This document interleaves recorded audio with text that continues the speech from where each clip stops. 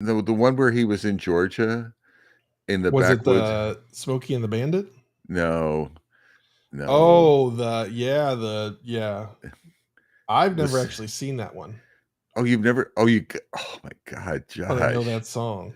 Yeah. Right? What was it? What was the name of the movie? I forget the name of the movie. It's got some weird scenes in it. Just So trust I me. heard. So it's got like and there's some pig squealing in it. So I'll leave Yeah, it at I'll leave yeah. it at that. Yes. Oh my But God. but the theory is I'm gonna do like a greatest hits of like agile silly songs. Yeah. Uh like people having questions and what do they do. So I've actually been recording some of them on my phone. I can play you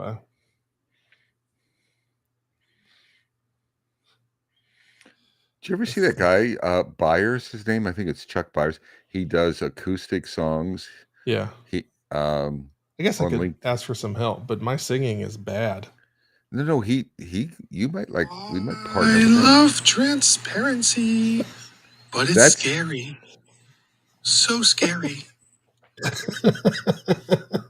I got more.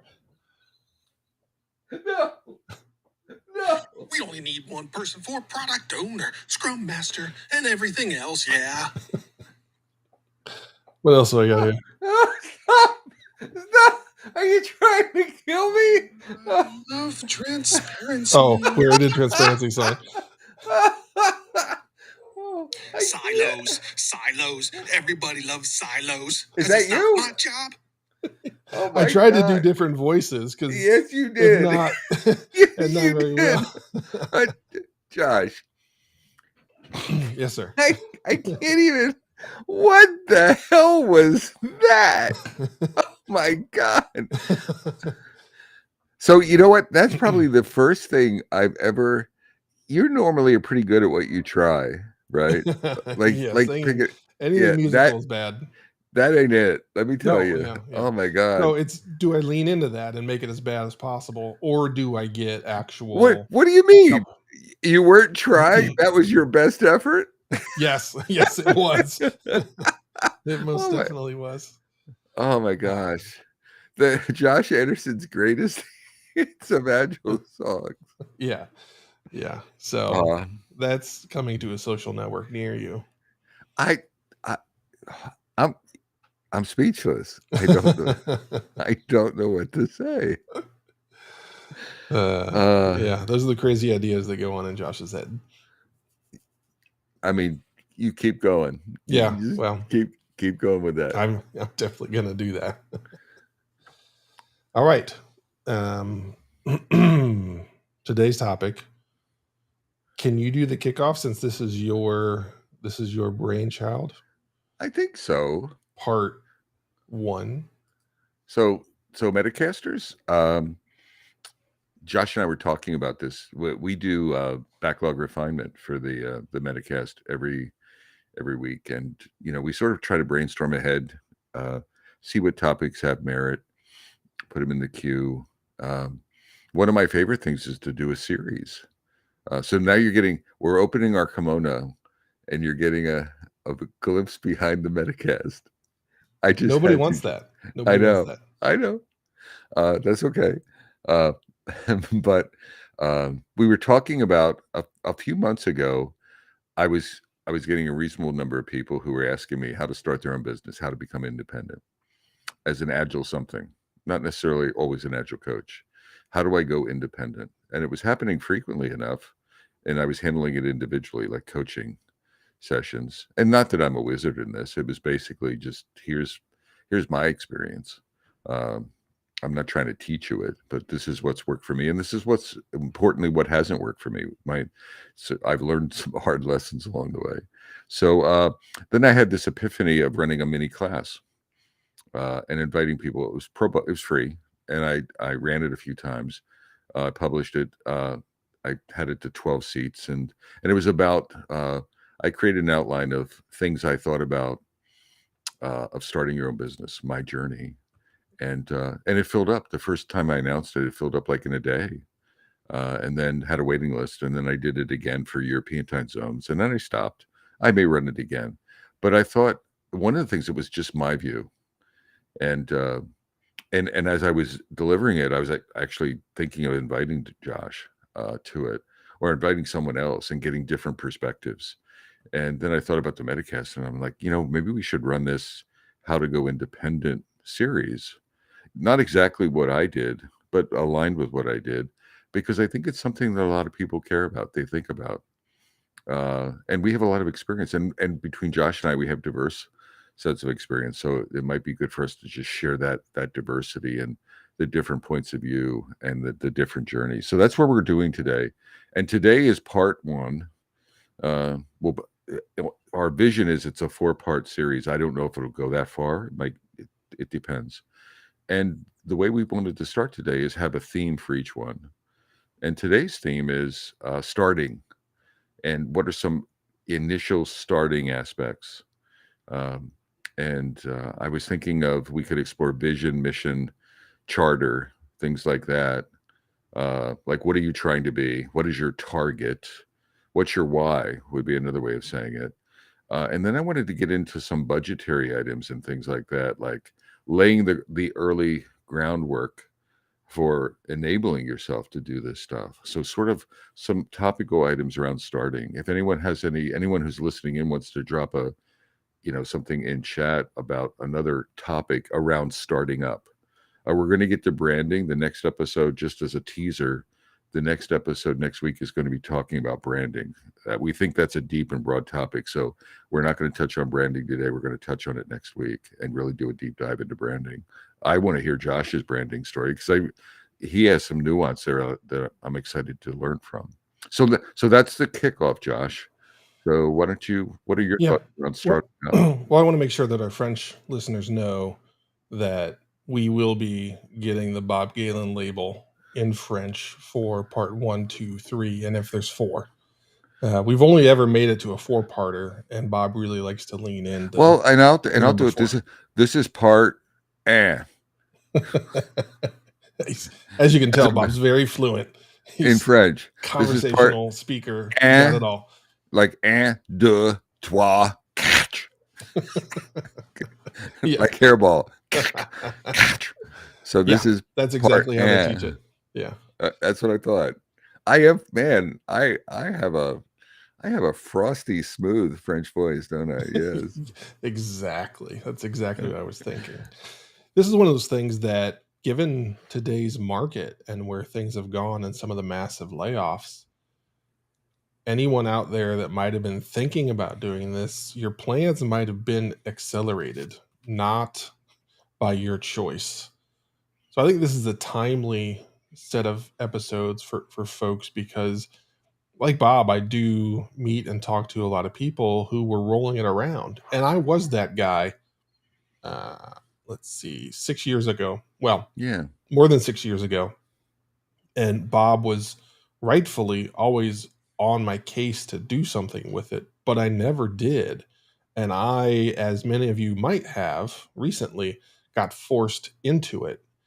And I didn't have the planning that Bob is talking about that is like accurate and things that you should do. And it caused some challenges, So this is very important for those of you that have that rolling around in your head, that we could talk through the things that worked and didn't work. Probably the stuff that didn't work will be most effective, but really hope this enables folks to have that one other bit of courage that helps you take that giant leap. The one thing that wasn't on my initial starting, and you inspired me, Josh, to think about it.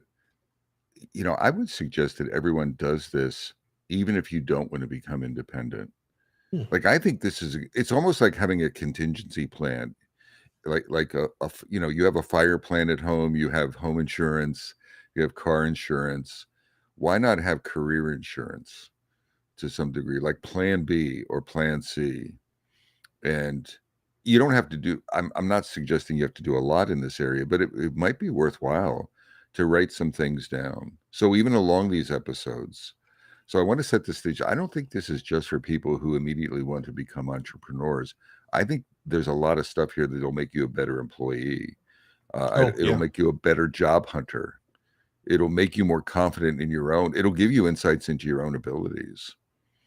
So I just Agreed. want to lay that. I just want to lay that out there. All right. One Well, of the first. let's stop Go ahead. talking about it. Like, let's do it. Like, let's actually create some value for our listeners here. Well, I think the first thing is part of it is your why. What are you trying to do? Right? What's your why?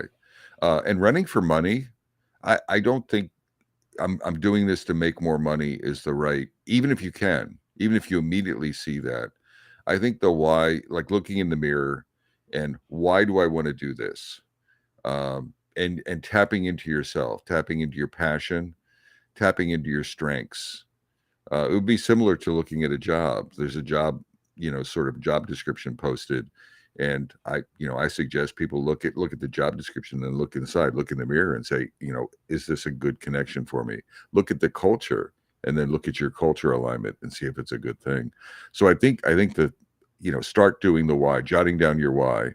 Why am I doing it? Am I trying to do good in the world? Is it something that I'm passionate? I think alignment to your passion, alignment to your joy is really crucial in the beginning. And it might take a little reflection time. There's what you think about that. And you may pivot a few times. I think Josh has pivoted a few times, but it's figuring out your why. Why do I want to do it? Sort of what are my service offerings in the agile space? Do I want to be a coach? Do I want to be a fractional leader? Do I want to be a trainer? Do I want to do combinations of both of those things? I also think a strength analysis that during this early period of kicking it off, you probably want to talk. I think Josh, you and I have talked about this, not in a way of you asking me, what am I good at? Like, Bob, what do you think I'm good at? But we've had these reflective, not necessarily on the Metacast, but privately talking about your strengths. So I guess what I'm saying is assess yourself and lean into your strengths. And then a lot of people lack self-awareness. So what they think is a strength may not be. The last thing you want to do is start a business leaning into a non-strength. So you really want to get a sense on that. Josh, react to some of that stuff. One of the things that I really liked was the job description, and perhaps that's a thing that you should be able to write. You should be able to write a job description for your role, which might end up being that vision or mission for your company or whatever, or however you structure it. But to gain that clarity, and I struggled to get there right out of the gate and get it right. I wasn't totally sure. And in classic Josh style, I jumped in and started doing stuff and then adjusted as I went, and as I learned and as I did things, I quickly understood, yeah, I really enjoy this, or I really don't want to do that again. And there were some surprises. Like, I started off saying that I'm not doing training, but it got to the point where I needed money. So I did training. And I didn't hate it like I thought I would. I went in like, oh, this is going to be the worst week, but I actually enjoyed it and found it more fulfilling than I expected. So there's bits that you'll discover along the way, but I do think that the more clear you can get without getting into paralysis of Right. this is who I am and this is what I want to try and do, that's going to give you the capability to know where to go to find those gigs and to know who to talk to. Otherwise, you're just like blasting everywhere, and you present yourself as, one of those things that's what's the saying, the master of nothing, whatever there's a saying, like, I can do everything but I can't do anything really well. Yeah. So So yeah, that's the danger. I want to amplify what you said. It's almost you corrected me, Josh, in some Ooh. way that I was making it sound like this is an upfront activity. We set our direction and then we go. I actually think it is more experimental. One of the things I want to expand what you were talking about is you can experiment in your current job. So, for example, if you're a development manager, let's say you're a leader in your current job, then find opportunities to do training. Right? Maybe there's an internal training opportunity. Put a little class together or something. So start experimenting with different types of delivery mechanisms and then see if you like it. See if you get good feedback. And you're also start building your portfolio of things to provide. But I would say before you, again, the context for this series is you're in a current job and you want to become independent. So what are you actively doing strategically to create that ramp, that off ramp? So experiment with your job. As I'm thinking about it now, I was lucky to work with people that I could experiment. Coach leaders. If you're thinking about coaching, I don't care if you have a coaching certification or not. I mean, yes, read and try to spruce it up, but find someone you can coach. Be a mentor. Actively be a mentor. And yes, you're helping someone, but you're also like figuring out, hey, am I good at this? And do I like doing it?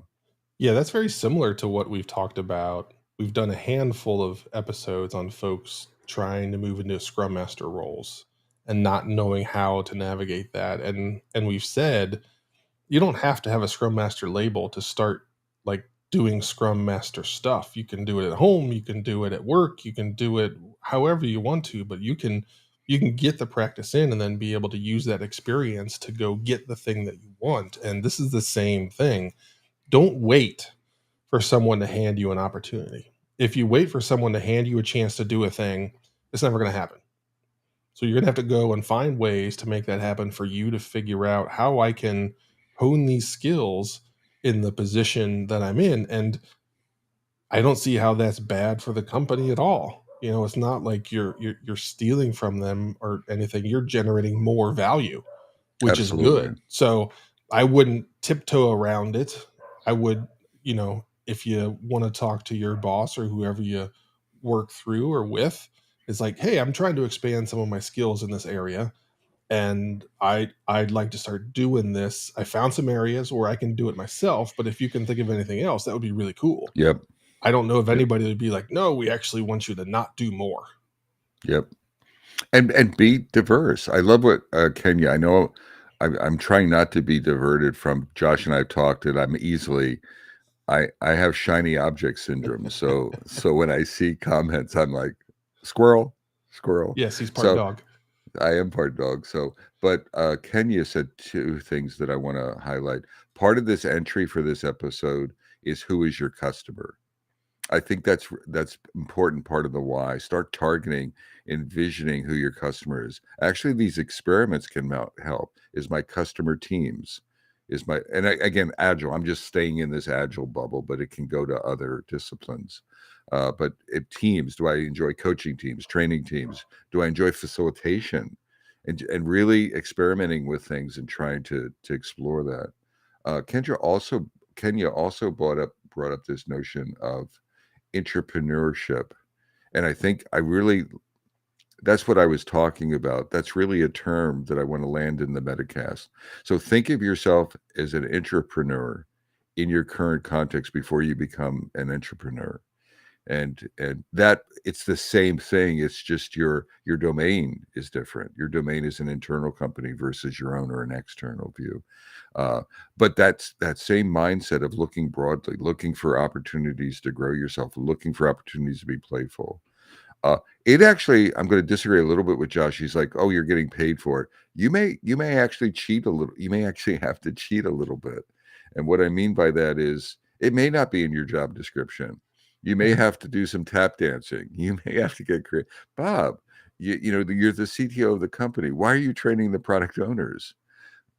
Yeah, it's a little bit of a stretch, but I'm helping Harry out or Sally out or something like that. So you may have to convince people to stretch their comfort zone or their perception. Then do that. There's also that notion of don't ask for permission, just ask for forgiveness. So just start expanding. Consulting with other people in the company. I remember for example, everyone says that. I use eye contact as an example, but I remember when Kevin Fitzgerald, our VP of sales, was looking to be agile. I sort of had this mindset that I'm consulting with Kevin in sales. One of my drivers, I didn't have the bandwidth actually, and I wanted to say no, but I'm like, he was so darned enthusiastic and he was so darned intentional about it. He was really serious. He wanted to. He's a good leader, and but the other driver for me was, it'll give me exposure to the sales organization.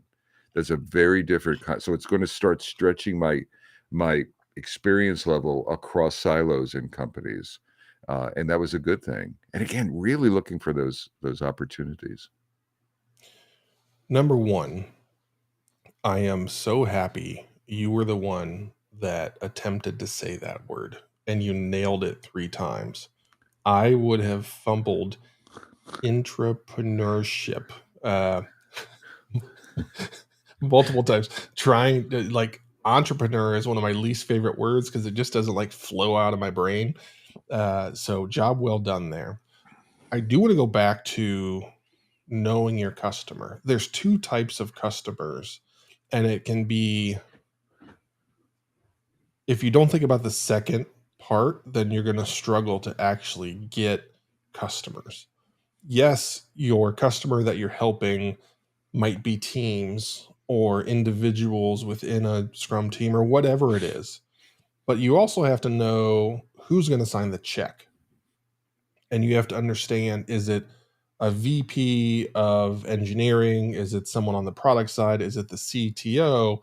And understanding there and making sure that you can help the team provide the ROI on why they want to bring you in and the value that's there. Like, if you just think about the people that I'm going to touch on a daily basis, that's important. But also, if you don't have good messaging upstream, it's going to be hard to actually close that deal. And there are some customers that I've worked with for like 8 months where someone on the team reached out, they're a fan of the podcast, they're going through something, they think I'd be a really good fit, and it's like, okay, how do we work this through your channels to actually get you to a spot to where they agree, they sign off, and they're excited. That's a challenge that, again, that I figured out along the way, that if you can work that angle or talk to somebody that's been there and help discover how to approach that. Because you really do have the 2 customers. You have the ones you're going to help on a daily basis, then you have the one that's writing the check that's paying you and making sure they're fired up and excited and ready to go to have you there. I think that's part of the prep that we're talking about on the inside, is like, if you're, let's say you're a leader in a company, you're thinking about, you're a manager, you're a senior coach or whatever. Well, you want to look in the mirror and say, am I, like, the last thing you want to do is think about starting your company if you can't talk to your current CEO and if you can't make a business case inside, then please don't go outside. If you can't navigate different senior level perspectives, like talk to the CFO, talk to the CTO, talk to the COO. If you can't navigate those silos, if you can't navigate those different lenses, I'm not saying perfectly do it, but if you can't convince them of something inside, you're probably not going to sell yourself outside so much. So, but the good news is, practice that, right? You're in a role now, and again, think about it. This is going to benefit you if you stay. You're going to be promotable. You're going to have more influence if you're working on this stuff, but really actively doing it. Like, you're building you're this entrepreneur, you're building this view. Part of it's branding, but part of it is almost, you're building think of it as, I'm building a company, right? I'm building this independent, and how am I going to do that? But Josh nailed it. You don't, I think there is a failure pattern where, people, they get excited at coaching teams. Someone wants to coach teams and they're good at it, but they don't look at themselves and ask about that higher level ability to communicate, the ability to sell, the ability to connect the dots between those folks in the team, the ability to influence up. It's all part of it. That's one of the dangers of becoming a team. Some people are like, I really love team coaching. And I like it when they have that identity. And sometimes I wonder, though, are they so focused on the team that they really are not growing their ability to organizationally coach. You can be a team coach, but I think you have to be able to navigate the organization. Yeah. Not I think, you have to be able to navigate the organization. So, and you can't have that as a weakness. You'll be ineffective. And it's not like there's no secrets. It's just understanding what's important to that role. The CFO, I want to make sure the money we're spending, there's a return on it, that it makes sense. How is this going to help us do XYZ? The COO, how is this going to make us more effective operationally? Like, are we going to be able to do things with less errors or faster or whatever? Can we be more confident with how we ship our software?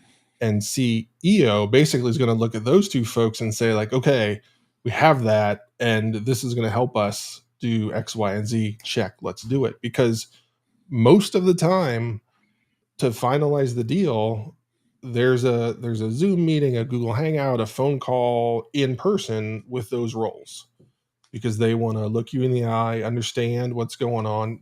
Stephen put a note in there to making sure that there's expectations that are aligned with the person that's signing the check. Big surprise. It's just like building a product.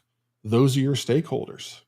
How do you educate them? How do you demo the progress? How do you do all of those things? So you're already trained in ways to be aligned and to stay in that manner with them. You just have to apply the patterns and practices that you use as an agile leader. Just apply it to that same thing. It's not rocket science. It's using the things that you're good at to Right. help you navigate a different product, and that product is you.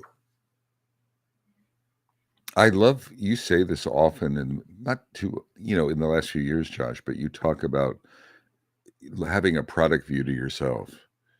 And I don't know if I lean into that mentally as much as I should be, but it's really I think it's a good metaphor of looking, when you're a product, whether you're an entrepreneur, whether you're an employee, whatever you are, I think it's the right mindset to consider yourself, a product. And are you getting obsolete? And are you developing it? And what value are you bringing? And understand your customers. And that has, what the shifts are doing, etc. I wanted to talk about empathy too for your customer, and just, it's going to help you as an entrepreneur. It's not just understanding them, but it's walking in their shoes. It's real important, I think, to walk in their shoes and to understand the problems they're having. So you need to come in and you need to make their lives better. Not just, again, you could be a team level coach, but what are you doing to connect to leaders' challenges and to the organizational challenges and providing value? And it's not just talk about those things. It's like deeper understanding of what it is. They may not even be aware of things. You're observing things. And like psychological safety, you may be looking at it. They're not creating a psychologically safe environment. So they're not aware of that. But you have empathy and you have awareness of that, but you also have empathy as to why they're not doing that, and then approaching them on that. So any opportunities you have of walking in your potential customer's shoes, and like shut up looking at it from one of the mistakes that team coaches make is their lens of the world is always from the team. So I'm for the team and I'm against the leaders, or I'm for the team and I'm against the organization. What I'm suggesting as you're moving in this journey is you need to be able to take the opposite point of view. You need to be multivariant in your perspectives, right? And using empathy for that. And building that takes time to build that. Again, I don't have a recipe, so don't ask me for an algorithm, but you'll know it if you're working on that. Josh, I want to switch to budgeting soon, but I want to let me wrap up this last point. One of the more successful customers that I've ever worked with, they viewed the reason they were paying me a pretty sizable amount of money was pattern recognition, because I had done this thing that they hadn't done. And they wanted to make fewer mistakes, right? There was no promise that, hey, I'm going to come in and give you all the answers and you're never going to stub your toe. No. But they knew the value of, if Josh, having done this n number of times, can come in and look at what we're doing and help us sidestep a couple of problems, Yep. the money that we would spend discovering we have that problem and then fixing the problem is really Yep. sizable. And then you multiply that times the number of areas that you can help out. So think about those patterns that you find yourself recognizing. Yep. That's that special thing that you can bring, and you can start to wrap around understanding who the customers really are for that, understanding the value that you bring. Again, I didn't think of that. It's just as I was talking with them, they kept using that phrase. I was like, okay. So this is a pattern that's working for them. And I started applying it to other customers, and it really started to sink in. Okay. Well, no, I want to. Oh, okay. You inspired me, Josh. I do that all the time. I know the term that popped into my head is playbook. And this is not, I detest external playbooks for consultants, meaning this is my playbook. So for every client, I'm going to follow the playbook, right? So I have a single recipe. I'm a one-trick pony. So don't fall into that trap. But having a journal and jotting down, as again, this is part of this, as you're this entrepreneur and you're gaining your experience, jot it down. Capture, like Josh said, capture those patterns, capture those solution patterns to problem patterns, organizational patterns, and jot them down. Start creating your playbook for yourself. This is my playbook. I'm not going to share it with anyone. This is just my sort of consultative playbook. You might even put things in, take a journaling view. What was I weak at? Right? Where are my strengths emerging? I'm good at this. Oh, you know what? Lesson learned. I need to work on this. I need to work on communicating my language. I need to learn to speak in use different words, different terms for different people in the organization. When I'm talking to teams, I'll use more agile terms. When I'm talking to execs, I need to get rid of the agile. Note to self, stop talking agile gobbledygook to C-level execs. I need to work on that and put that in your playbook. Agreed. All right. So now, you ready? Now switching gears, everyone, Okay. and this is a boring thing. Everyone wants. You can't pre-label it like that. We can't have people tune out. Like, or it's tactical. This is All right, this is you're right. important. This is an important thing that you're not thinking of, that Bob is going to help you. Not the pattern recognition again from Bob, your consultant here. He's here to give you the answers you don't know you need. Yeah, that I didn't know I needed. So everyone, you're not going to escape. You're not going to leave. You're not going to become an entrepreneur or independent. You're not going to become independent if you don't have a baseline of finances to do that. You need something, and so magic doesn't happen. It's like people, I want you to, so don't just trust me. Go out and read about folks who are starting companies, who are self-funding companies. What do? They mortgage the house. They have savings. They approach family members. And I'm not necessarily saying you have to do all of those things, but you need a buffer. You need to start building a buffer. If you have a thought that you'd like to go into this path today, you have to start establishing a budget and a buffer. Now, it's not just income. You can actually do budgeting. I'll throw myself under the bus. I don't budget, and one of the problems is this is not hubris, but I've made I have a lot of income, so I'm like, I don't need to budget. Well, then, like a moron, what I do, because I'm not budgeting, is I waste a lot of money. I have an incredible amount of waste. Potato heads. I've overpurchased potato heads. I've overpurchased stuff. And I really have wasted it. And if I brought a budget into play thoughtfully, there would be a lot of funds that I could have, sort of funneled off to savings. Now, I do have a buffer as well. But my point is, as your income is lower, or family, or depending on your financial situation, so you could do efficiency and then take those funds and create a buffer, or you can take things like a bonus that you get at work and put it, instead of taking that vacation to Greece, which is probably not a good idea right now, depending on fire season or other places, then funnel it into your buffer and start slowly quickly creating that. and be intentional about it. You're not going to get things are not going to get handed to you in your lap. You have to, I guess what I'm saying is you have to work for it. And there's a financial aspect of working for it, and just be relentless. So Josh, there's a term nowadays, is it FU money or something like Yeah. that? Yeah. Right. And I don't necessarily like that terminology, but it's the same point of, sometimes people are handcuffed. They feel like they're handcuffed to their company. And the primary reason they're handcuffed, well, fear, but then there's the financial aspect of that. And start and measure your buffer in the number of months of independence, if that makes sense of everyone. So what is your buffer? And I don't think, a week is probably not a good idea. And you don't necessarily have to have a year or two. That would be nice, but something in there, and it's all unique. There is no, don't do my buffer, do your own buffer. Josh, react to that a little bit. As I mentioned before Bob started talking, this is not something I did well. I got caught off guard and luckily had savings from various things that it wasn't intentionally set aside for this. It was set aside for other things.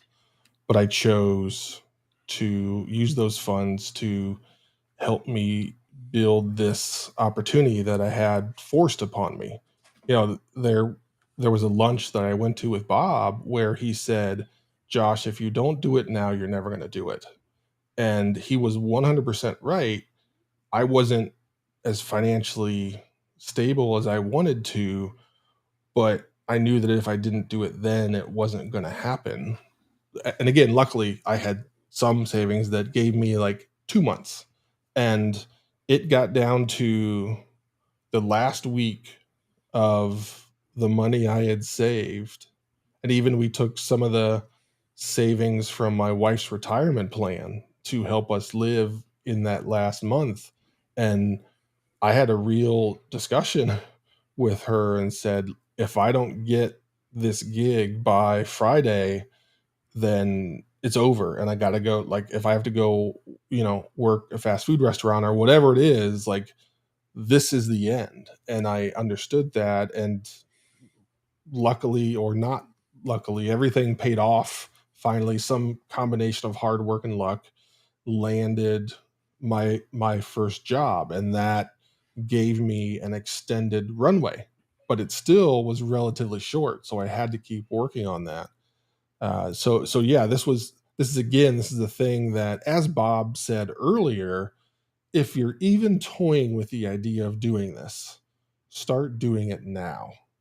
Start putting a little bit away, setting a little bit aside so that when the opportunity presents itself, you can then take action. If you wait until it presents itself like it did to me and I was caught off guard and wasn't ready, then life's going to be a lot harder. And it was.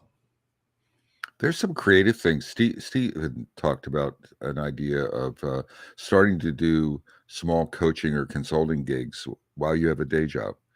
That's a perfect example of a creative way to do that. And then don't immediately spend it. This is gravy money.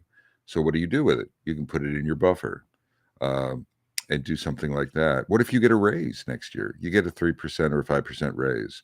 Okay, you've been moderating at this level. Well, then don't spend the raise. Funnel it into your buffer account. You don't have to leave. I mean, it's a good idea in general. This is a good strategy. This is a risk mitigation strategy in general. You get a small bonus, throw it in there. You get anything, right? Something personally. You win a little lottery check. You just start redirecting funds into your buffer. Sometimes big, sometimes small. The other thing is you can look for events on the horizon. Right, I'm going to get a 5-year larger bonus. I'm going to get a tenured bonus, or whatever, a retention bonus that you get by you could negotiate a retention bonus uh, if circumstances in the company are around that. So look for that as part of an exit. Can I get some extra comp on an exit? I don't think this happens overnight. I think you get relentless, and I think there's a lot of opportunities that you can mine around to start building your buffer. But you have to do something like that. I'll tell a story. There was a young man, I forget his name, on LinkedIn, and sometimes consultants or speakers at conferences, we can be too influential, we can be too bullish. And he attended, I think, the Scrum gathering in Europe this year or last year, and there's a lot of Bob Galen types and people. Oh yeah, you can do this, and yeah, you go invest. And he came back from the conference and he was all jazzed up. Yes, I want to be an independent. So he came back, and the poor bloke, and he quit his job. He had nobody. He had nothing. He was just jazzed up. Shame on people at the conference. You should have talked him down from the ledge. But he came back and immediately quit his job. And then he sent this little. I mean, my heart went out to him. I sent him an email offline, just talking him through it. And he sent this little thing out. I'm really proud of myself. I quit my job. And then, does anyone have any work for me? And he was like, his hands were out and saying, please. I don't think he immediately got stuff, but then I think he did survive. But that's probably not the best strategy, is that. I mean, it's bold, it's courageous. It could work out for you. But I'm saying, part of this series is to be a little bit more intentional and a little bit more thoughtful about it. And a key point that you're going to have to understand about yourself is what your risk tolerance is. There are some people that might be all over that, and that high risk forces them into a situation where maybe they operate well. And I don't have a choice, I have to do this or else all else fails, that might be a thing that some people, probably not a large portion of the population, can work in that manner. But understand your risk. And Kenya talked about how her and her husband came to a number of months that they were comfortable with. So be thoughtful about you and your family, and understand what your risk tolerance is, and understand what the risk tolerance is of your partner, if that's a thing, of understanding, right? Like, are you going to make things very uncomfortable after the first month of things, and maybe not finding that first gig yet, or whatever the challenges are, because there are going to be challenges. So definitely spend time understanding and then respond accordingly. Now, if you recognize that your risk tolerance is low, then you're going to probably need to be a little bit more. Now look at yourself. Again, a lot of the stuff that we're talking about, it comes back to consider yourself a company, right? So you're starting up a company. You're not going to go into a bank and get financing if you just based on my good looks and my hat and my suspenders. I hate to tell you, but you're not going to get it. You're going to have some game plan, some horizon planning, some customer identification, some projections, some data, maybe some part-time data. It's that same thing. So you're actually increasing your skills, your financial, you're being a COO, CFO for yourself. That's what we're really talking about. You could do things like just reserve a credit card and have, or a line of credit, i.e. have a credit card. It doesn't always have to be cash. It has to be cognizant of what is my financial business plan from going from where am I at now to where I want to be. And it can't just be hand waving. What is my risk tolerance? But not just me personally. Remember, consider this view of you have stockholders, at least your significant other. So you want to be navigating that within your family. You want to be sort of talking about that.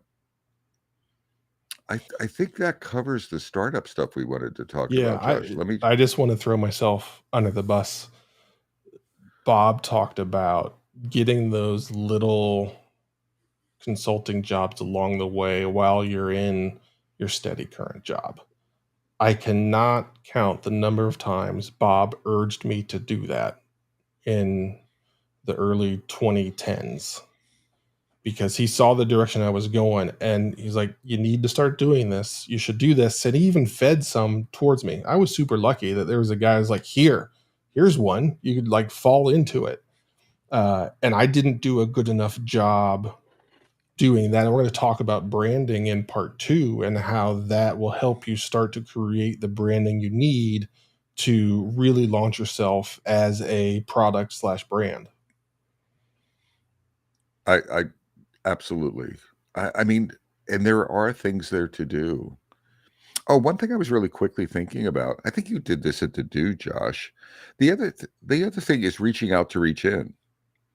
So one of the things I used to do at Channel Advisor when I was there, and it's actually I had someone reach out to me recently that I can connect back to like 15 years ago when I did tours. So I invited companies who were interested in looking at agile teams into my place with no fanfare. It was just like, sure, we'll give you a tour. You can I was proud of my teams. I was proud of my job and I was proud of the teams. And come on in. And things like that. So that's another area. It's not necessarily driving buffer, but it's driving that sort of the brand awareness, not brand awareness, but your focus awareness. You're building your brand, you're building sort of the geographical awareness and connecting to people. You could charge for it. The other thing is you don't always have to charge cash. You can have people redirect things just to get comfortable. Like nowadays, sometimes when people ask me, I did a talk for Bloomberg, Josh. So here's a quick story. I did a virtual keynote for Bloomberg in New York about coaching, and in my in my epiphany, I'm like, I want you if you're going to give me money, I'd like you to give it to Second Chance Pets in Raleigh, and we hadn't negotiated the amount, and so I like doing that. Over the years, I've done that. So give funds here. Well, they gave $2,500, Josh, to Second Chance, and it caused me to have like a second. I'm like, maybe I should have been cheaper and redirected that, and it was kind of cool. But my point is, it's not. These are just get really creative and weird about handling funding early. The earlier you do that stuff, buffers, finances, projections, etc., some part-time gigs. Think about you're negotiating a contract with someone. It's a little part-time thing. Well, you're doing contract negotiation. You're getting some practice with that. Yep. Okay, so we talked through the things. Yeah. I feel like the fork is ready. We talked through things about how you get to the point where you're ready to go. Next episode, part 2. Part 2. Part 2. So we're in and I love this. This Josh and I, everyone, when we prep these things, I'm like in French numeric mode. It just makes me happy. I don't know why. It is the worst. And so next is going to be centered around branding and those types of things. And then we'll see where things go after that. So I was thinking about this. I don't think I've ever suggested people go back and listen. This might be one worth listening to twice.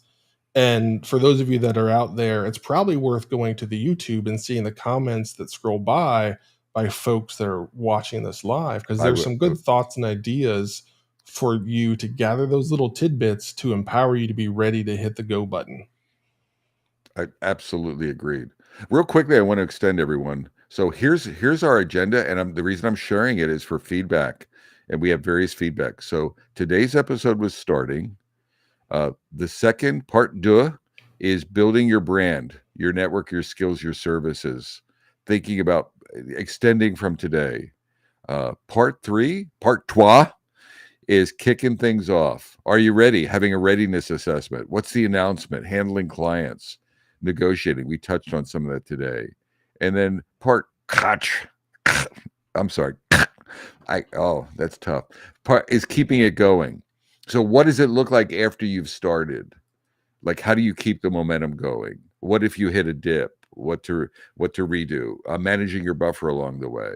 All right, that's something you're probably maintaining. So that's what we're envisioning is a 4-part exercise. We're not stuck on it.